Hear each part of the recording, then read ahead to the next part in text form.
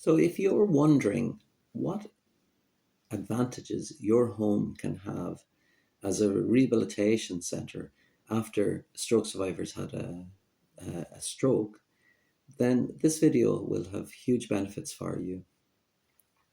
Hi there, I'm Dr. Kenneth Monaghan. I'm a university lecturer, I'm a neuroplasticity expert, and I'm also the author of Lights, Mirrors, Action, a guide for transforming the lives of caregivers and stroke survivors. Now, I'm hugely passionate about trying to assist caregivers and stroke survivors to adapt and make their home an ideal place to carry out their physical rehabilitation after they've had a stroke.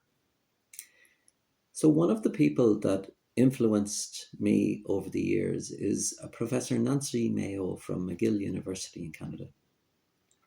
And Nancy tells us that home based therapy, or the idea of carrying out therapy in a person's own home, really started back in the 1960s when there became much more pressure on hospitals to try and get people back into their homes to reduce overcrowding.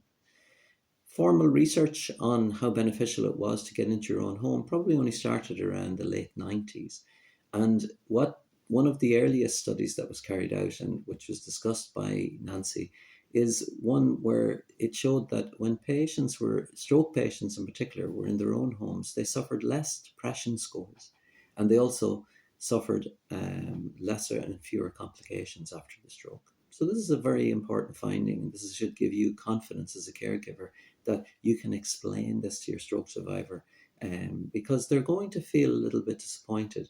My experience over the years is that when patients come home or discharge home and they're not fully recovered, then that's a disappointment because their overwhelming feeling is that that's their big opportunity lost. And what we have to get across is a changed mindset where we say that therapy that carried out in the rehabilitation centre, that was one phase. Now our new phase is when we come home and we're going to be able to carry out different therapies in a different way, but in a very productive way.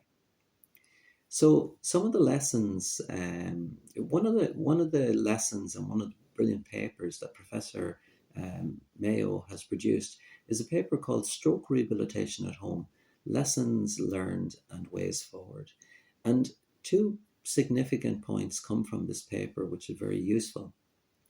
One is the important point that all stroke survivors can follow a rehabilitation program. So rehabilitation programs work for all stroke survivors. Now, what the programs contain, that's where your healthcare professionals come into play.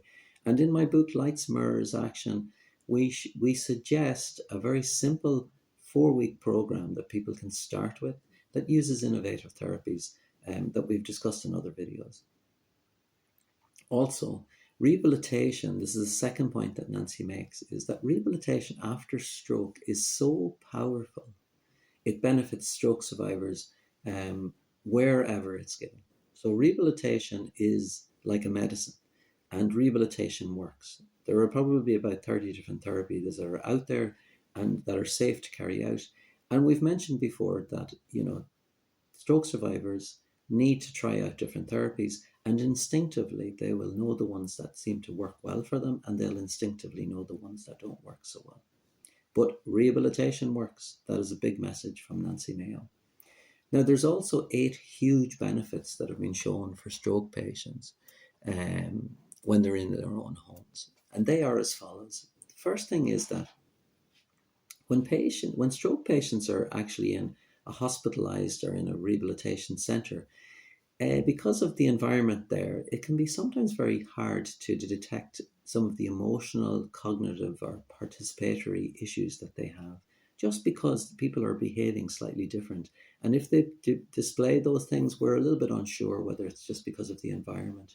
So being back in your own home allows therapists and family members to detect some of the issues or disabilities that have developed in your stroke survivor. So things will become a little bit clearer. Obviously, stroke survivors and caregivers feel very comfortable in their own homes because they're used to the sounds, the smells, the environment. It's like the comfort zone. So when you're in your comfort zone, we all feel more capable, and we also, we feel less frustrated when we're in that environment. So this is a second benefit. It'll sound very obvious, but when we're in our home environment, we don't have to travel to rehabilitation centres. It reduces travel costs for your stroke survivor, but just more importantly for your caregiver.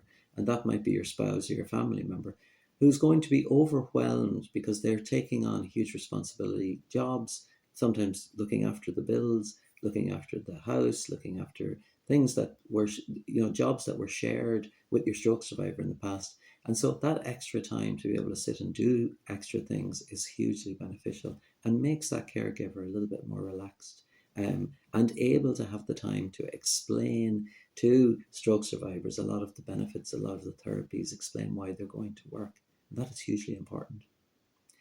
The flexibility of being in your home is a big thing as well.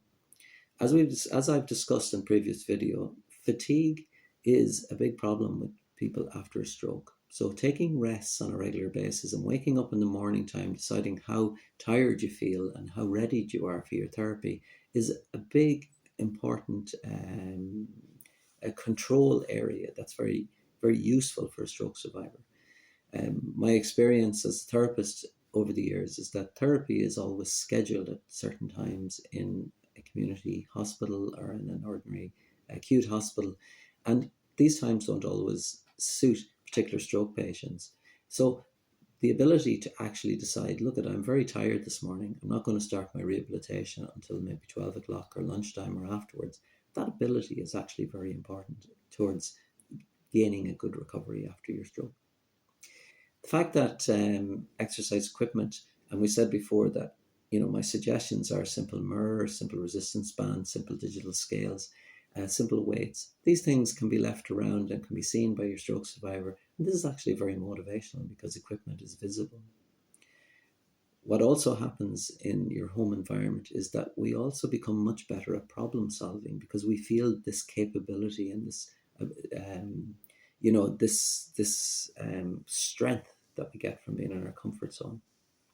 Professor Ian Robertson, in his brilliant book, The Winner Effect, tells us that when we're in our home environment, our bodies produce small amounts of extra testosterone, that winner effect hormone, testosterone, and this leads to better potential neuroplasticity in our brains and also to our muscles and our whole body. This little bit of extra surge of testosterone helps us. It probably explains why we feel like more ability to problem solve and become active decision makers in programs.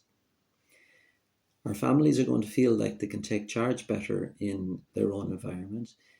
Family members and spouses, from my experience, always want to help stroke survivors. But when you're in a rehab unit, you're in a rehab gym, it's very intimidating to come and try and take matters into your own hands because you're afraid you're going to disturb other patients, you're going to disturb the healthcare professionals. But when you're in your own environment, you don't feel as intimidated to help your stroke survivor. That's why home is fantastic for that. And then finally, in terms of making, I've mentioned before that showing progress to your stroke survivor is so important to keep up their motivation. So if they see little bits of progress, and one of the fantastic things and one of the easiest things to do is to use your camera to take regular videos of your stroke survivor moving their limbs or taking walks or transferring or whatever area or task that's involved.